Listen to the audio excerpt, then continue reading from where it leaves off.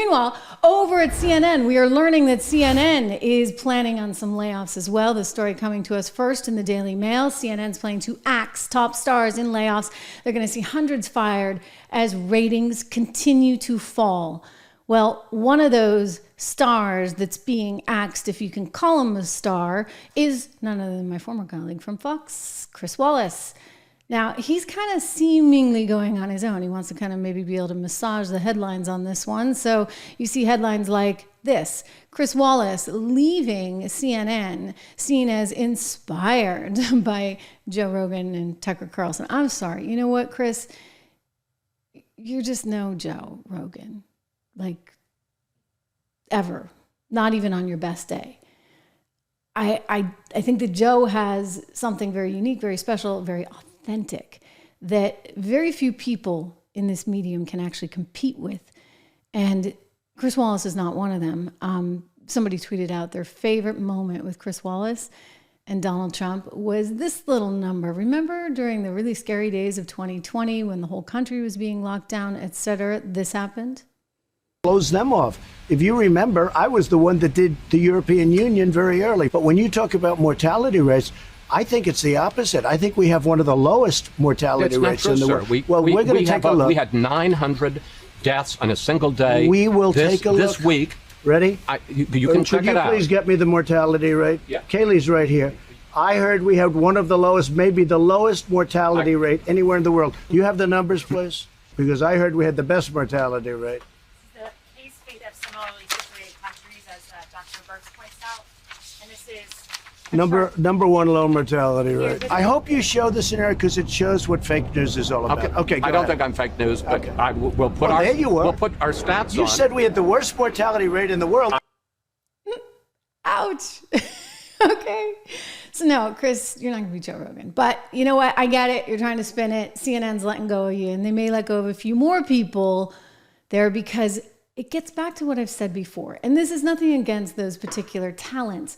But when you're making $3 million or $6 million a year, it's a lot for a network that is not able to retrieve that money elsewhere, right? Because the medium has changed. The medium has changed.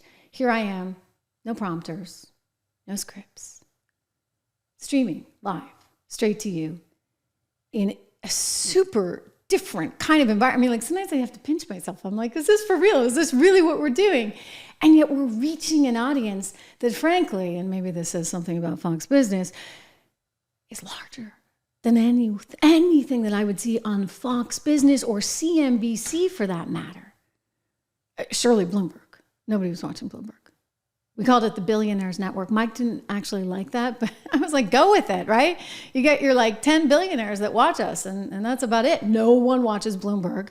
So we are actually able to reach a much larger audience here, and I love that. And I love your enthusiasm, and gosh, you know, Don's probably here telling you to like. Look at that, Don. We're already up over 1,000 likes in real time. And we've got, you know, just so many regulars that come back here every single day. I'm going to get to some of your comments as we go through the show a little bit later. But this is what makes it unique. This is what makes it special. And CNN can't compete with that, for goodness sakes. CNN, which is struggling with ratings now, you see dropping 26%. So they decide they've got to fire some top talent, Chris Wallace being one of them. And now there's talk of people like Caitlin Collins, according to the Daily Mail, allegedly making $3 million. Erin Burnett, she's a good scout. I used to work with her at CNBC, making $6 million. I'll tell you who they don't need. Anderson Cooper for $20 million, who's basically kind of a robot, occasionally tips his hand. They don't need him. They don't need him. They can do it so much more cheaply. And that's what they're starting to figure out, right? That's what's so amazing about all this. Quick shout out to the shop. If you haven't been over to the Trish Regan shop, I'd love for you to come take a look at that. The Trish Regan shop, where we have our Trish Regan paraphernalia. I'm supposed to call it merch, right? Because the kids call it merch. Forgive me. Anyway, Live for Your Die stuff, the hats, all the good stuff for Christmas if you're doing any early Christmas shopping. So make sure you go check it out, trishregan.shop. We have so much to get to today because momentarily we're expecting an announcement on the Stormy Daniels hush money case. So that's going to be epic. Lots to celebrate, right? Before we get to all of that. I could just watch these all day long. I really could. The excitement, the enthusiasm you're seeing everywhere, it is really, really contagious. And it makes sense. Think of all the good stuff that's happening right now.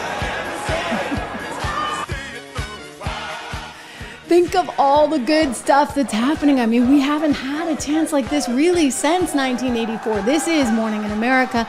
Just look at the list here. I'm going to go through it. The stock market at a record high. Just amazing things happening. Bitcoin, for example. You've got Putin ready to end the Ukraine war. Bitcoin hitting a record high. Zelensky phoning Trump and Elon Musk. Putin's going to actually be selling oil in US dollars. And the EU says, hey, we won't buy Russian gas anymore. Look, there's a lot of good stuff going on. I love it. I love investing in this environment right now. It's one of the reasons I'm so excited